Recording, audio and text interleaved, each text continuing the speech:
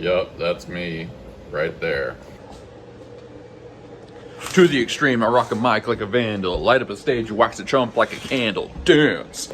Okay, we're gonna do the morning roundup, but I'm going to summarize each print with a different Vanilla Ice lyric. Killing your brain like a poisonous mushroom. Yo, VIP, let's kick it. The block was dead, yo, so I proceeded to A1A, Beachfront Avenue. Take heed, cause I'm a lyrical poet. Stop, collaborate, and listen. Ice is back with a brand new invention. Something grabs a hold of me tightly. All I heard was shells falling. In this case, rising, but whatever. Check out my hook while my DJ revolves it. Anything less than the best is a felony. Wow. It's a sign.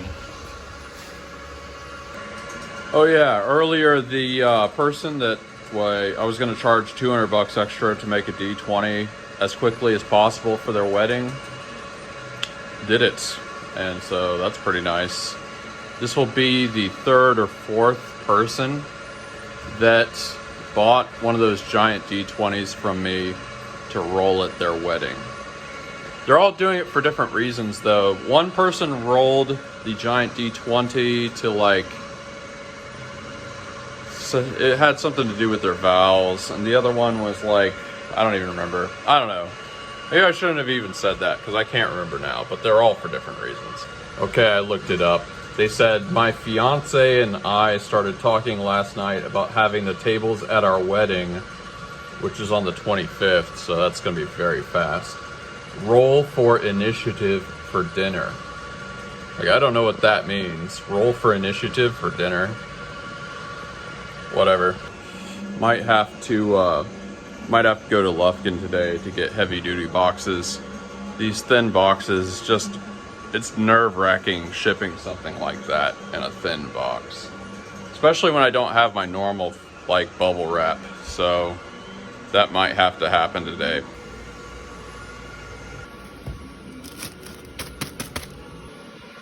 Giant cheese. I had to put so many coats of paint on this thing, but it does look pretty cool, honestly. Really having to use a lot of this bubble wrap. About to drop off the packages, but we will get this other red David out the dough. Golden frog. Everybody gets a cupcake. It's time to send those packages to their homes. I think directly from there, we're gonna take a little trip to Lufkin. Okay, I cannot find my keys. I literally have no idea where they are. Okay, after 10 minutes of looking, of course they were in my coat because that was the first time that I wore the coat for the year. George Washington was a very fine man, and a very fine man was he.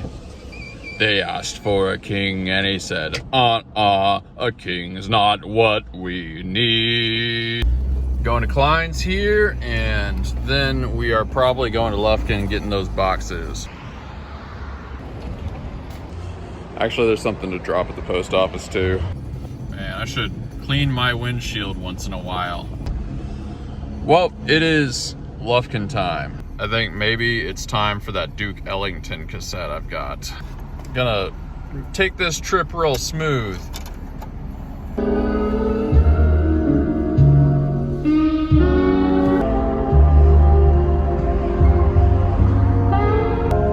Now, I can't listen to music like this without thinking of The Caretaker.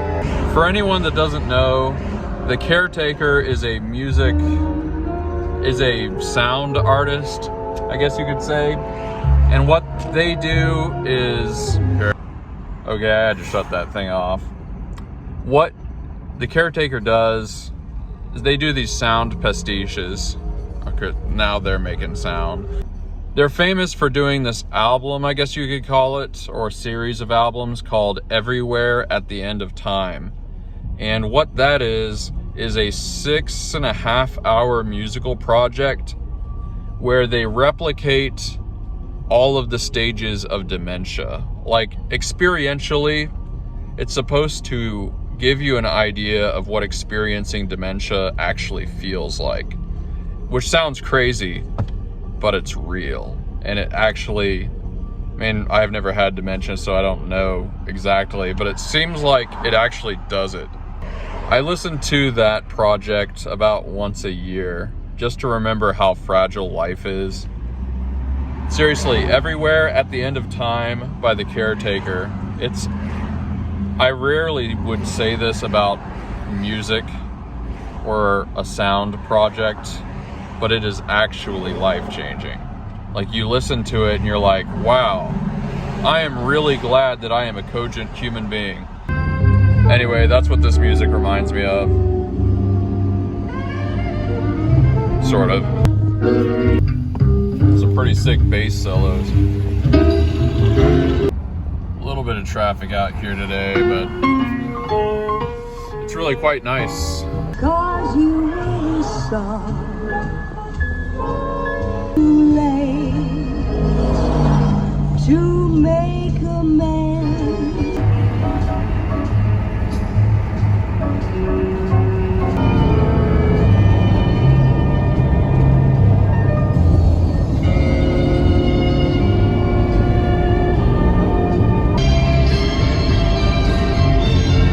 One of the best string breaks ever. Yes, I know, that's not Duke Ellington, that is just the radio. I can't survive, I can't stay alive. Why did music ever stop being like this? I can't exist. Aww, coffee! My heart is full of love, and it's coffee for you! Listen to that bass. And they're playing the hits today. This is Sugarfoot Moffat playing the drums. He's got a YouTube channel, and it's awesome.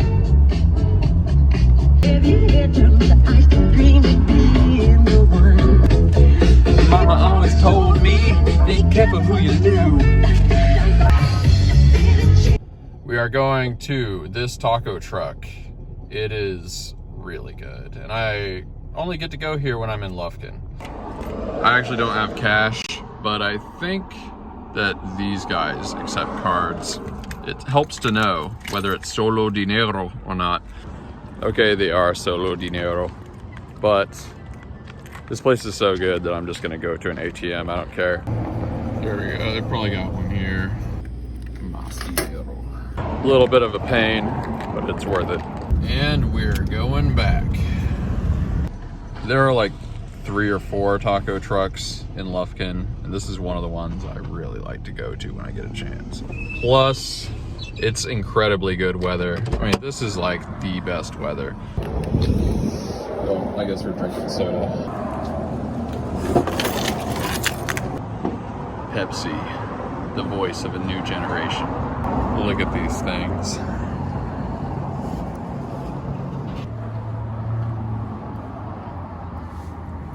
Y roja.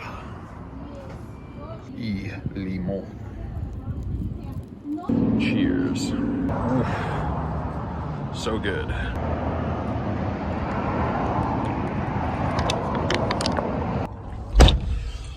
Whew. Somebody that grew up in the north, man, I'm still spicy. Somebody that grew up in the north, man, one of the best things about Texas is the authentic Hispanic food. It is just off the chain. It's a whole different thing down here. Other thing that's worth mentioning about that, which isn't always true of all taco trucks, but I think that was like 12 bucks. That was a solid meal right there. Here we are. I really am in my happy place right now. That was the perfect amount, and it was just so good. Like little moments like that, if heaven was like replaying all the best moments of your life, that wouldn't be number one. But man, it would be on the reel, you know? Strange lows. Oh yeah, there we go. Since they are out of these in NAC, we're gonna get a whole bunch of them. Everything looks almost cinematic during golden hour sunset. Should be good on boxes. You can barely fit them in there. Be a good citizen. They'll probably get heavy duty boxes back in stock in NAC. But even if I had to do this once a week, I would not mind. This was a good little day right here. Beauty is everywhere if you have eyes to see. This is kind of random, and like, I'm going into this knowing that the vast majority of you will have no idea what I'm talking about. But anyone remember those Kia commercials where they advertised that a new Kia can drive for 100,000 miles without any problems? And to prove this, they hired a couple of guys to drive brand new Kias 100,000 miles in a 100,000 mile road trip.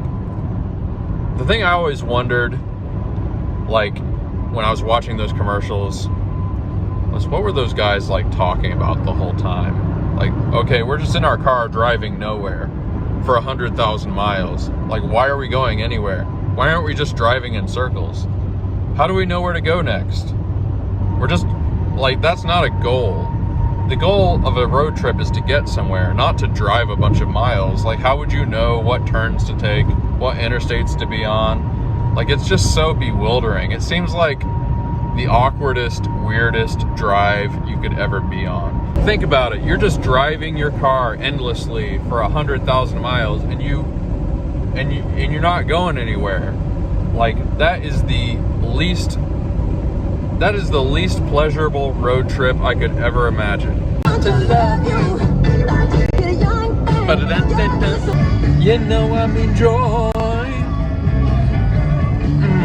Yeah. Most people don't really think about this, but Three Dog Night is probably the greatest, most successful cover band of all time. I think they did a couple of original songs that got famous, but an awful lot of what they had on their albums and stuff were all cover songs. And I can't remember whether, I don't think Joy to the World was, so it's not the best example. But really, if you think of like how successful cover bands can get, most of the time a cover band will never be famous. Three Dog Night is an exception. Oh man, I just watched a metal cover of this song. Ooh baby, do you know what that's worth? Ooh, heaven is a place on earth. Just beginning.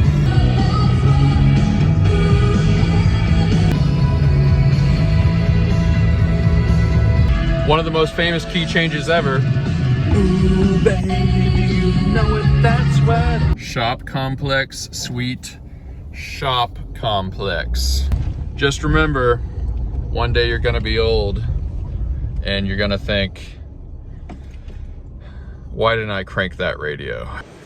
Back at the studio, time to get another batch of 5 baskets of plastic for the dehydrator with the upgraded trays so they hold 5 baskets. Let's see, we're gonna probably paint some things. I think there's a couple things to package if I remember right. And I think it's time to finally get the second filament production setup actually working. Like, this is ridiculous. Man, I'm really ready for this thing to be done. It takes forever to make these things. Oh yeah, another scoop for the kids. I put in plastic, but it's all for the kids. These kids done forgot what work is. These Sharkos squared away. This guy came out pretty clean. I think he's going bronze, but we'll just fix him up a bit. A little bit of stringing. Big Sharko. Let's package a couple things. This little set of bowls is going to somebody. I don't know what they're going to use them for, but they are cute. Here's a classic Moai 2. Here is a very shiny dwarf headset holder. Really pretty cool looking. I mean, just think about this being on somebody's desk or something. You probably have a gaming setup. It's fun to imagine that. We're coming up on episode 100. Obviously in a couple weeks, or I'd have to look at whatever number this is. But I've been thinking about what we should do for to celebrate episode 100. I think what I'm gonna do is on episode 99, you're gonna leave a comment asking me a question, and I'll just answer as many of those questions as I can get to. I mean, there's probably gonna be some stuff people ask that maybe I don't wanna answer. I have no idea. It could be a lot of people by then. So know that that's coming and think of a question. I mean, I answer a lot of questions in the comments anyway, but you'll get to see me do it like in a video, if that's something you care about. Been answering a bunch of customer emails and doing a bunch of stuff, finishing everything else up. We just need to get this thing done. It is time.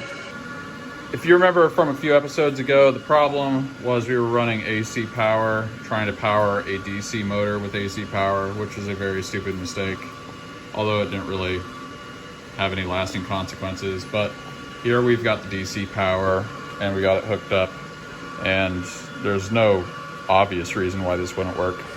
We have the temperature rising on the filament extruder. That's making the barrel hot, and we're connecting these wires. This isn't plugged in yet. Would not recommend doing this while it's plugged in. In fact, I don't recommend you do this at all, officially. Don't copy anything I'm doing, and even more importantly, don't sue me if you copy anything I'm doing. I am not an electrician. I only kind of know what I'm doing here. I have had several friends who were electricians that explained a bunch of stuff, and I used to work for the man that invented remote unlocking mechanisms for cars, and there was a lot of wiring stuff we had to do. That's a true story. I worked for the guy that invented remote unlocking mechanisms for vehicles in general. Fun fact, that was the last real job I ever had. I started this 3D printing company in Austin when I was working for that guy. He went senile. I maybe shouldn't say this. He's a great guy. He just gets confused sometimes. This is it's kind of taking its time here. This has to get to about 160, 170 before I turn the motor on. Otherwise, something bad will happen. So I've moved the slider up a little bit. You'll notice on one end I put red and one I put blue. And the red side is the hot side, just like your faucets. And so you don't want to crank it up all the way here because that's just too much voltage. But I'm kind of figuring out where a nice middle is with this. I'm not used to the slider, I'm used to this. And you'll see that I marked places. The red mark means basically never turn it up more than that.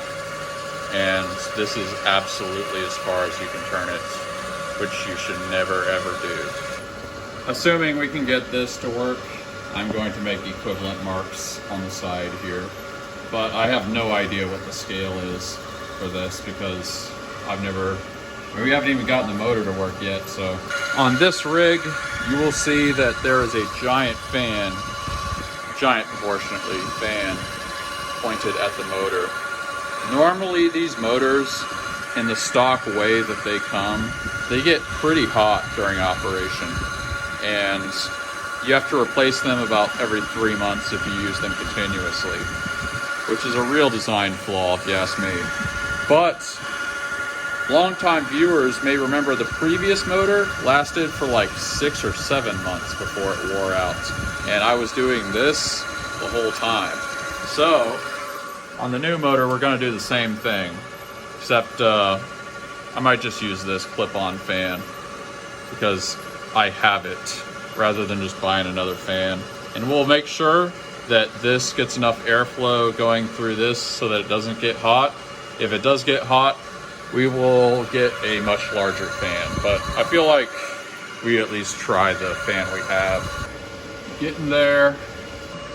Another thing that's noteworthy about the thermistor here anyone that doesn't know, the thermistor is the thing that detects the temperature and tells this box what temperature it is. I couldn't mount it inside the barrel, the actual metal part of the barrel, but I could mount it. It's too complex to try and explain why. I could mount it on the surface of the barrel. So what that means is we may not get a 100% accurate temperature reading.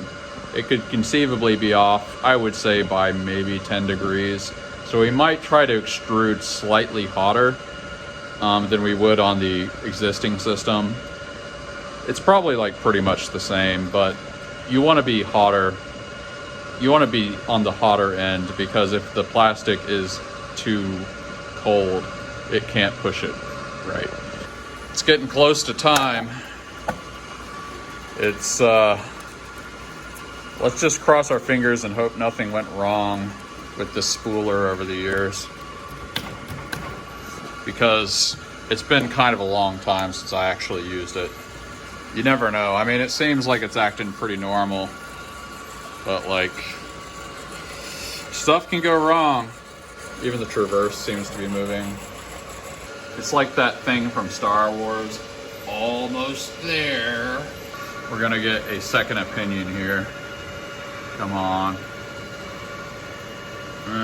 It's getting not super consistent readings here. We are roughly in the temperature range that it should be. I think I'm gonna back off on this a tiny bit. And when we plug this in, the motor should start turning. Time to find out if I'm an idiot. Well, it is definitely turning. I believe it's totally empty. Well, it was definitely turning. I think it was making that kind of unpleasant sound because nothing's in it. I mean, that's kind of what happens with this one. So we'll put some pellets in it and should work. We'll mix up a little plastic. Add a little spice. We'll start with a small amount, just in case there's something wrong. There we go. That ought to be a good little test. Got the spool running, and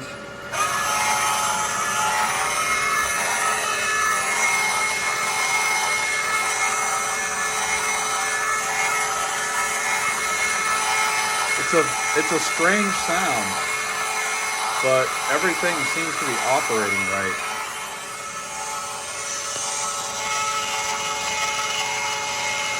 It's coming out a little runny. We'll have to turn down the temperature, but this is working. Yep, okay, yep. Now we're gonna set up the water cooling portion of the evening, and it's gonna stretch through some of this stuff. And I mean, it's a little longer of a run versus here, but there's no reason why that should matter as far as I can tell. This is the first time we're putting coolant water in here. Oh, it looks so nasty. Here's how this is gonna work. We're going to extrude once we start getting kind of a normal strand. Goes through the water. We're gonna snake it through these two loops. Gonna feed it right into here. And then we're gonna wrap it around the spool. This is kind of not an easy thing to do because it comes out quickly, and if you don't do it fast enough, it bunches up and gets messed up. I know, because I've made 8 pallets worth of raw plastic of filament. Okay, once you manage to do that, what we're gonna do is move these like this. Since this glassware is kind of different, I guess we have to do that. The idea is to create more tension on the line or something like that. Then we're gonna dial in this rotational speed. I mean, I'm probably also gonna do this. Put these guys in here so this thing doesn't move around. Like this. You have to put some water in this so it doesn't start floating. Just kind of move it to position these things so that the line is staying still. Now this is just a test run, basically making sure that everything seems like it can work. But what we're gonna do after maybe half a spool is we're gonna install the speed controller. The speed controller it's for a variety of reasons, it's just something you want. Making the filament slightly slower than full speed makes it less brittle. It just makes it work better in general. It at least makes it less brittle because it allows the PLA chains to kind of agglomerate together, which helps. All right, so it's been working. This is definitely moving too fast. We're gonna use the digital calipers and dial in the diameters. The goal here is going to be able to make sure we can get consistent enough diameters that it's usable. Like, just because you can get filament to extrude like this doesn't mean it's automatically usable. You really have to make sure. I mean, the 3D printing people out here know this, but you have to really make sure those diameters are consistent. If you don't have consistent diameters, it is an absolute friggin' nightmare, I promise you. I'm gonna try to show this with doing this with one hand. Doing it with two hands is really what you need, but this is maybe the hardest part of it, honestly. Like, you can do it, but you really gotta pay attention because you only get to see the diameter for like half a second. It looks like it's about in the 180s. We've gotten it quite a bit slower. I mean, you'll notice it's pretty similar to the speed that one is rotating. This is a higher extrusion speed, so this should be moving faster, and it is, but we will check. We will check again. Yeah, this is really hard. Oh yeah, it's run out of stuff. We're starting to get diameters that are acceptable. This isn't enough of a test yet though. We need to, honestly, I'm probably gonna let this run for about a half hour. And if it gets consistent diameters that whole time, I think we can say that the spooler is fine. Because every spooler problem I've ever had wouldn't let you it wouldn't go an entire half hour without it occurring. Checking the temperature. This is pretty close to the target temperature, so we are going to put a little mark right next to this, where this is. There you go. Well, it feels good that this is basically working. Like I said, we're gonna install the speed controller once this test is done. But just to remind everybody what we're trying to do here with producing more filament, other than the obvious, is we are trying to fill up all of these pegs. During Christmas, things get insane, and sometimes you don't even have time to make filament. Especially towards the end, it starts getting insane. So I made all these pegs, and each of them holds 3 of those spools. So I've got some random stuff like this horse head on some of them there. And I've also got them at the front here. Normally, the fact that there isn't very much filament here would be a huge problem. Most years, I start trying to fill up these racks in like August, and I actually did try to do that this year. But then we had a bunch of crises, you guys will remember. And so yeah, we need 2 filament setups to get the amount of filament made and stored for Christmas. But it does look like that is going to happen, unless something crazy goes on here. It seems like it's all working according to plan. I think we're gonna set a timer, have it count up, and by the end of that, I think that'll be enough of a test. There we go. Enough time has elapsed. So with these speed controllers, this is the power coming from the wall, or from the DC unit rather. They're gonna go in there, and then these guys go to the motor, and this adjusts the speed. So yeah, let's just install this real quick.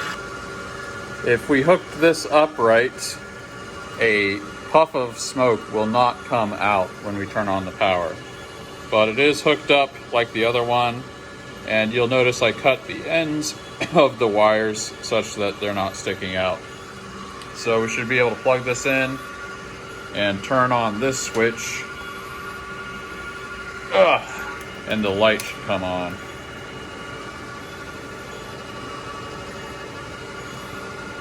Okay, I don't know why the light didn't come on, but this one has the lights, and it's hooked up the same way. The red's on the inside, black's on the outside. Oh, I did the thing again. These have to be on that side, and those have to be on this side. There we go. The light should turn on when I flip this switch, and it does. We don't want to turn this on because the barrel's cold, but I'm heating it back up again, and it's pretty close. It's up to heat. Let's see if it works. Whoop.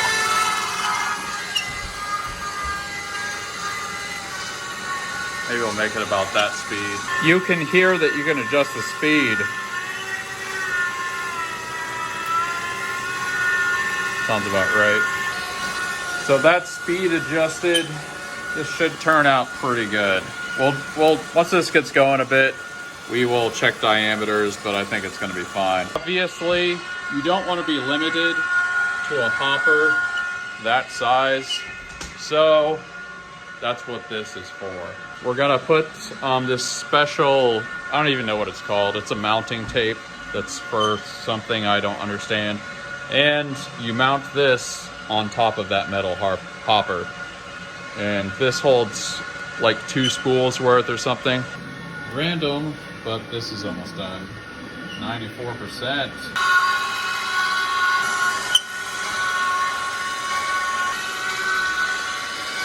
Oh yeah, baby. Let's take a trip, take a little trip, take a little trip and see. Oh yeah. It's just a little bit thick. I actually have to do this two-handed. It's not quite. It's pretty hard to get accurate readings doing that one-handed because you want to close it so fast. But this is working. This is a second filament line that is working, seemingly without incident. Two spools at once. As a precaution, we are going to put a green dot on all of the spools made with the new line, just in case it's doing something that makes the spools unusable that we're not noticing. We will be able to keep track. There we go. Oh no, they found me. I don't know how, but they found me. Run for it, Marty! Well, it's been a good while. This spool is looking totally fine. The diameters have been nice and consistent. Nothing weird is happening with any of this stuff. And it's about time to close down, so we're gonna have to cut it off a little early. That switch is a little weird. That's a pretty good amount though. I think we can pound the gavel and say we officially have 2 totally functional filament production lines. And that is a really good feeling. Plus it's just nice to have like all this extra storage. I'm glad I did all of the shelving stuff. Well, that's a solid day right there. Another productive day on the books. Moved the ball forward quite a bit with the new production line. That's something that's been in the works for... I've been trying to get that done for like a month. Maybe more than a month. It seems like it was pretty close to the beginning of this series, so maybe a month and a half. In any case, it feels really good to finally make that big check mark on that list item. Like the saying goes, a man will always do what he says he's gonna do. You don't have to keep bothering him every 4 months about it. Yup. Well, that's very nice. That's gonna be really good tomorrow to really start stacking up some filament on the pegs on the walls. Like, if I promise you guys probably know, like if you order a whole bunch of filament and you just have it there, and you just know that you're like good for for a good while. It's like having a bunch of money in your bank account. It's having a bunch of plastic in your plastic account. And right now I have essentially no plastic saved up.